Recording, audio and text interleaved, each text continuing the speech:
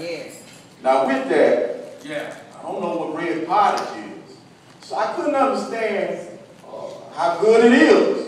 Yeah. Must have been real good back in the day. But what I can tell you about, when I look at Mother in the audience, look at Mary over there, they make a mean, oxtail, green, candy.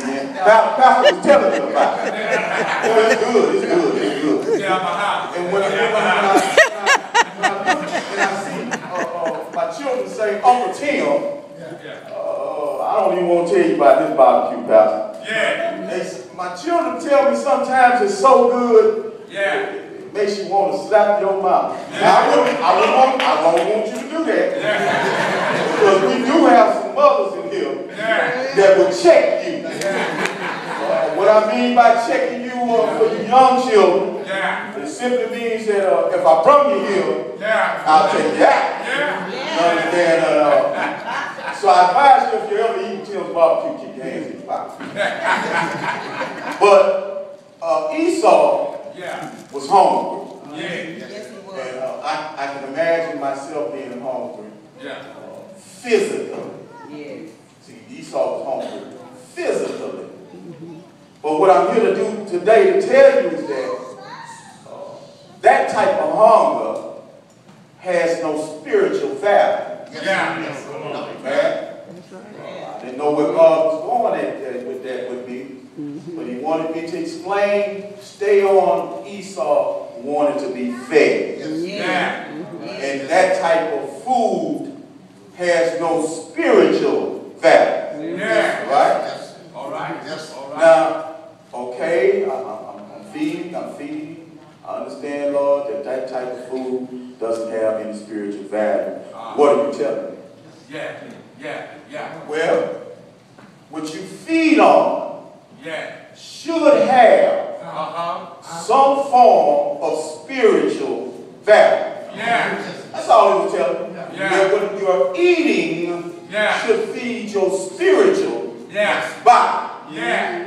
Now with that, when he was telling me that, he told me there was some consequences if you didn't do it. I'm like, okay, all right. Other than being hungry, like Brother Miller, I don't know where he at, but he can adjust to being almost faint hungry. Understand? That's right.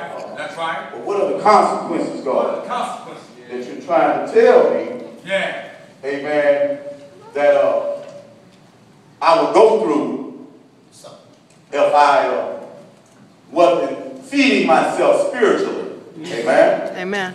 So God took me. You got to understand, he's feeding me. He's feeding me.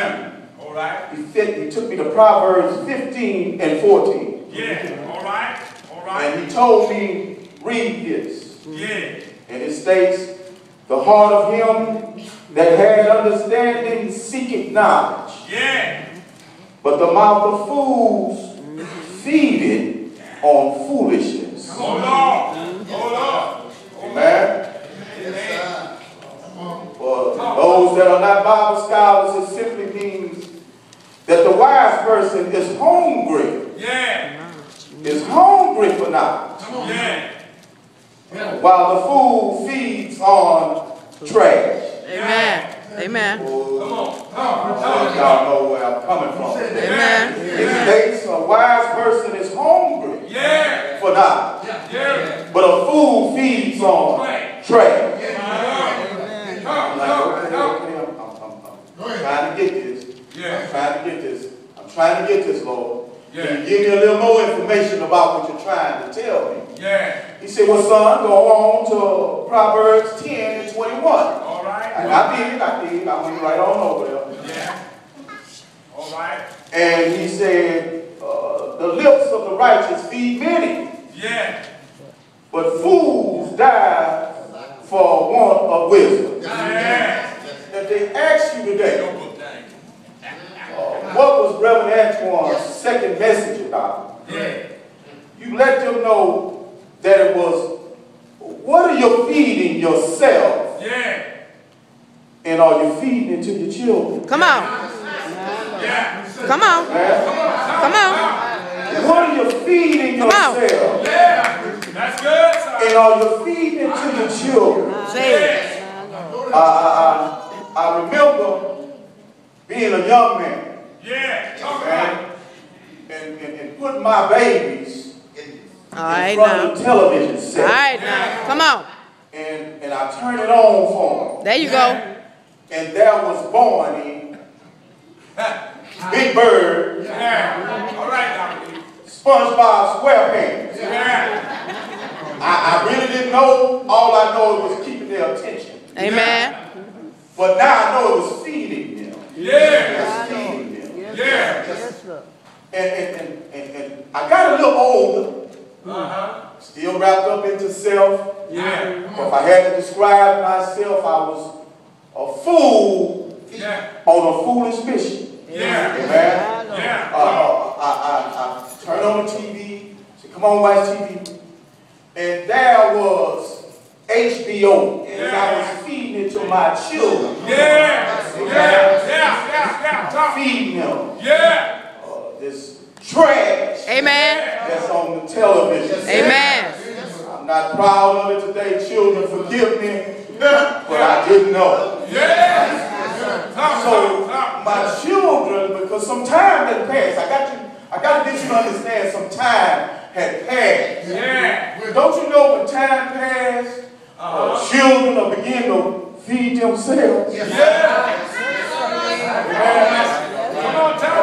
And I walked through, and they were watching BET.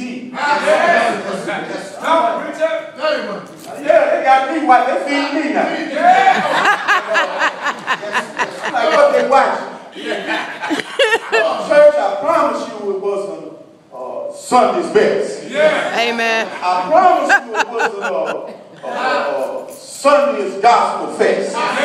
No, they were fascinated on this show that was called 106 in Park. I'm asking you today, what are you feeding yourself? And are you feeding it to your children? So I glanced and I noticed there were some images that caught my attention. I'm like, well, they doing that thing on there, huh? The children was like, yeah, man, they doing it. They doing it. And they feed 106 feed them. But the more I would look at it and listen to it, the more I was hearing our young girls and women being called out of their giving name. And I was like, man, something ain't good with this. And what really surprised me was the boys and our young men were letting those names fly from their fool and foolish lips. And our girls and women, some of them were accepting it. I was like, my God from heaven, what are you feeding yourself? I'm asking you today. And are you feeding it to your children? Now, it's bigger than just me. It's bigger than what my children are watching. This stuff is filtering on down. Here's where it really blew my mind. How big this was. Where's my grandbaby right there? Oh, I love her. That is. She's so cute. That is. So precious. Oh, she's so lovely. Guess what she did? She was 2 years old at the time. She came to me. She said, Papa. I said, what, baby? She said, look. And she started dropping it like it was hot. You hear what I'm saying? She started dropping it like it was hot. And being a grandfather, I was like, no, you can't do that. That ain't good, baby. Who taught you that? Well, if I go back and I rewind and I look, Amen. it came all the way back to me. Amen. Amen. I said it to myself, and I said it to my children, and they said it to their children. Don't you know what that is? I'm asking you, hey, what are you feeding yourself? And are you feeding it to your children? I know I'm in trouble. I'm in trouble right now. Because my grandbaby is dropping it like it's hot. So I'm like, oh, I need some help. Amen. I got to seek some help somewhere. God, I went straight to God. But you know, I don't know really how to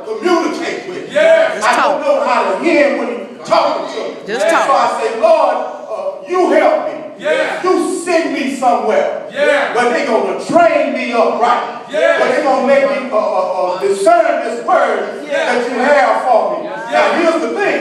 Yeah. You can't let everybody lead you. Feed your children. Amen. The streets are doing enough of that. As a matter of fact, I just told you a story that you can be right in your house and turn on your TV and chaos will be in there very soon. But I serve a mighty good God. Yes. This is what he did for us. I wrote all this stuff down. I ain't using it.